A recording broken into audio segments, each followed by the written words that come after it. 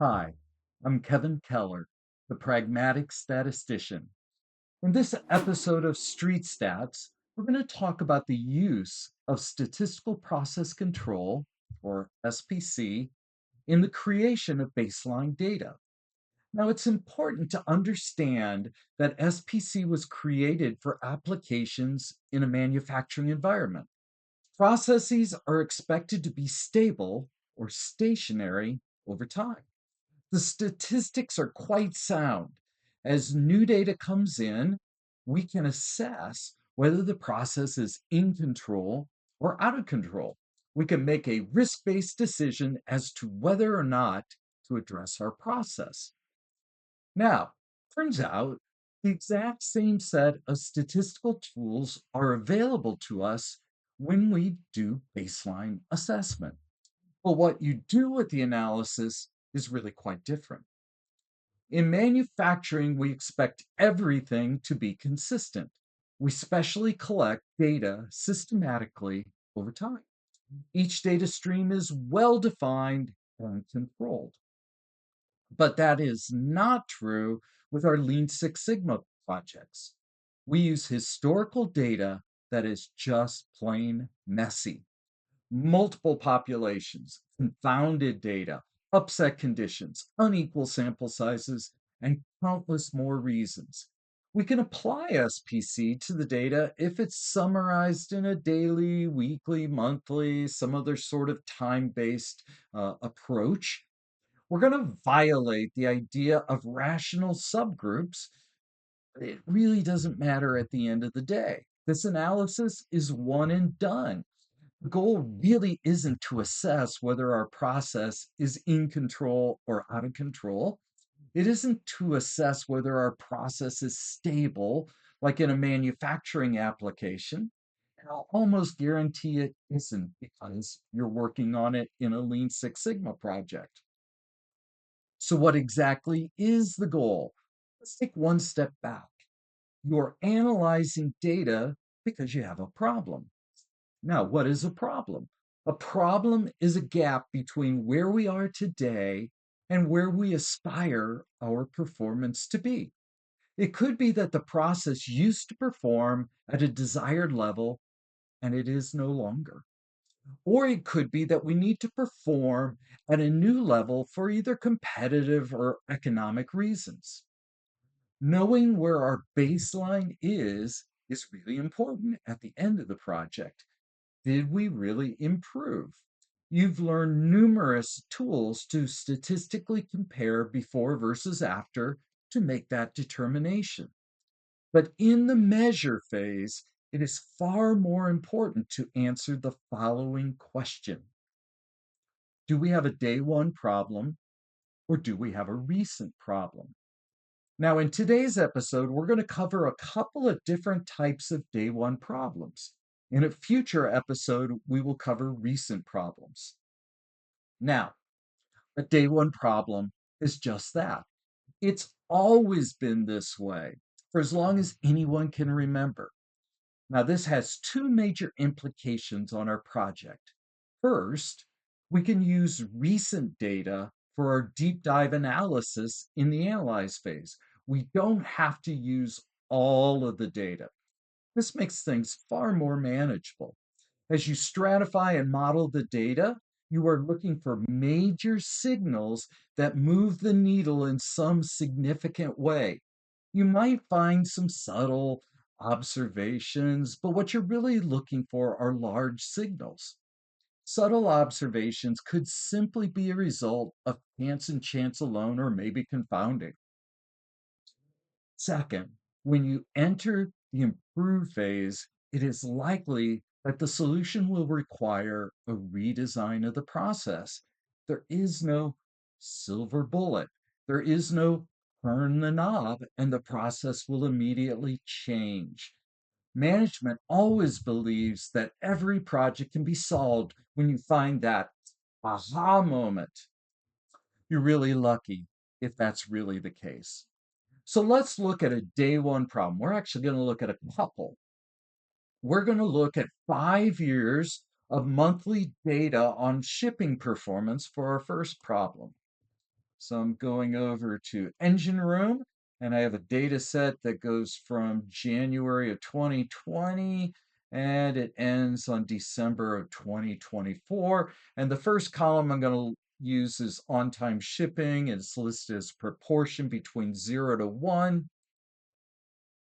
And so I'm going to find my SPC chart, and I'm going to use an X moving range chart. And an X moving range chart is really the Swiss Army knife of SPC charts. You can use it for just about anything. So we're going to do that. And I'm going to grab my on-time shipping performance. I'm going to drag that over. Uh, EngineRoom allows you to put in a time-ordered variable, and that will allow me to see when certain things happened much more easily. And off we go. And eventually we're going to get that chart, and I'm going to maximize the view. And here we are. And so what we can see is in the bottom moving range chart, everything appears to look pretty good. And we look at the top chart, and our X chart, except for one out of control point, looks pretty good. And what we want to do is see, are the data points above and below the average kind of randomly, or do we see any sort of trends or shifts over time? And with the exception of whatever happened in May of 2023, everything else says we're all systems are go, everything is in control. So we would look at this graph and conclude that there are no trends, there are no shifts. We have a day one problem. It has been at 90% over the last 5 years, plus or minus. Now, if you were actually paying attention in your stats class, listening really closely to your instructor, you might have heard your instructor say that, well, we need to investigate what happened in May of 2023. And you could, but likely at this moment in time, it'd be a waste of resources. Why is that? Because if you were able to actually find out what happened in May of 2023 and have corrected it, it didn't solve your problem at all. So you're spending valuable resources and especially time looking for something that doesn't matter. Now, if it's a trend or a shift, all bets are off. But for a day one problem, investment of that resource is not that important. So we have a day one problem. Pretty simple example. But now we're going to do a little more complex one. So we have, even though it says week, I think we have quarters here. So I'm going to edit this. Yep, every quarter. I should change that. So used to work for a consumer goods company, and I had uh, gotten a job in the sales and marketing department as a statistical analyst for sales data. And I got called into what I call an all hands on deck meeting. And what does that mean? That means that the vice president is upset with something and pulls everybody into a room and says, what are we going to do? So we had that pretty early in my sales and marketing career. And so I'm going to present to you a trend chart because that's what was presented to us. And I'm going to continue and say, okay. And I'm going to say, okay. And actually, the target, it wasn't really a target, it was the don't go below this line. So that was 725, and I've made up all this data, by the way, but this was the example. I'm not a big fan of showing labels above the data, but if you are, you can use that. That feature's available.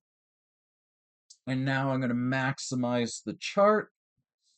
And we can see that we have been steadily declining since the very beginning of this data. This is six years worth of data. But you can see that we drop below the target value, or the drop dead value in this case. Don't go below this line.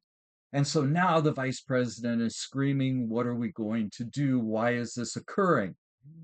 And all of the sales directors are going, well, it's because our competitor is taking action out in the field. And so we lost a little bit of sales. And I'm just shaking my head in the back, just going, this is not a time to make a career limiting move by saying something statistical. So, how might we have analyzed this data just a little bit differently? So, if we go to control charts, I'm going to drag in my sales. Even though it says week, it's quarter. I have to fix that one. All right, we'll keep saying continue. And if we look at our chart, we'll maximize that up so everybody can see it. So we now have an X moving range chart. And when we look at the moving range chart, we see that everything is inside the limits. Everything is in control. So it says that as we go from one point to the next, that's predictable. When we look at that top chart, if we were to present that out to management and say, well, these points above the upper control limit, those are out of control, below the lower control limit, the vice president would fire us on the spot if we presented out that chart. But what's important is, why is this a day one problem?